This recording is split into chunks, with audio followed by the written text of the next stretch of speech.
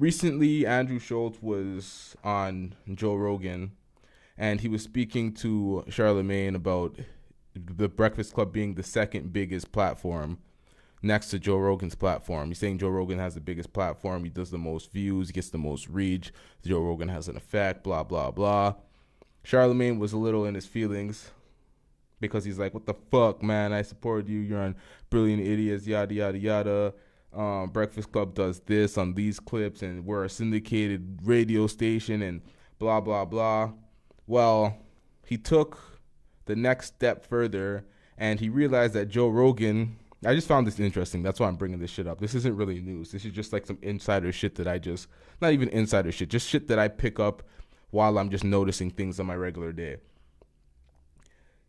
He noticed that Joe Rogan always live streams his podcast episodes, and the live stream gets hundreds of thousands of viewers while it's live streaming, and then after, when it's streamed and it's out there, a bunch of other hundred thousands of people watch it, and the numbers are just ridiculous.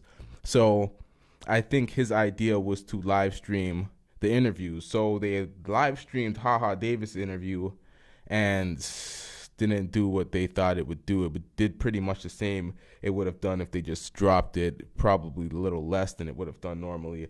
But they're just trying new things. You see how content creators will see what other people are doing and try to emulate it themselves. And if it works for them, they continue. And if they don't, then they don't. It's not really stealing. I just found that interesting that they're trying to make another push because they know they're kind of second. Like the way I compare it, like I looked at the way they compare it, and they looked at views, and Schultz was breaking down the clips, because I never count my podcast views as my clips. I look at the entire episode, and then I look at the clips, and I'm like, oh, the clips are doing good, but I never count the clips in and factor it into the total episode views, which I should, because if you break your podcast into 4 or 5 clips, but the entirety of the clips encompass the episode, and they're doing numbers on their own, then it kind of like everyone still sees the episode, so you should kind of factor that in. So that's what they were kind of talking about for Joe Rogan's thing that also helped Andrew Schultz seem like he has more views, or feel like he has more views, and feel like it's a bigger platform.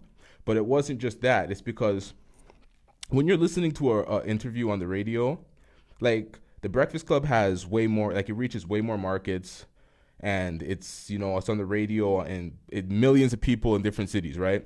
So it's on the radio though. People aren't listening to the radio with like listeners' ears and intent, and they're listening carefully because they're just driving somewhere, or they're just doing something and it's on, and they're passively listening to it while doing a task. And sometimes they might just finish their drive and make it to where they're at, and then they shut off the car and they don't even listen to the full interview.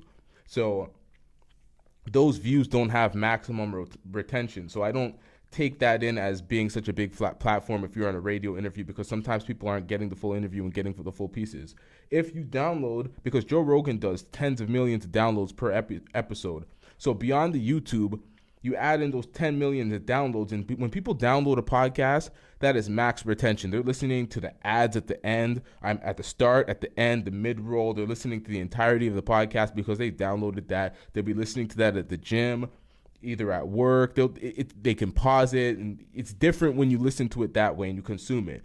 And then, okay, so in that fact, I would give Joe Rogan the edge in total retention because I feel like they're listening to it more. And when it comes to YouTube views, Joe Rogan is beating the Breakfast Club generally per interview. But if you're a big celebrity and you go on the Breakfast Club, you'll do more than if you do on Joe Rogan, I think. Because big, like a Soulja Boy on the Breakfast Club will do more than Soulja Boy on Joe Rogan. But different markets, different audience. Regardless, I find like that's a good competition.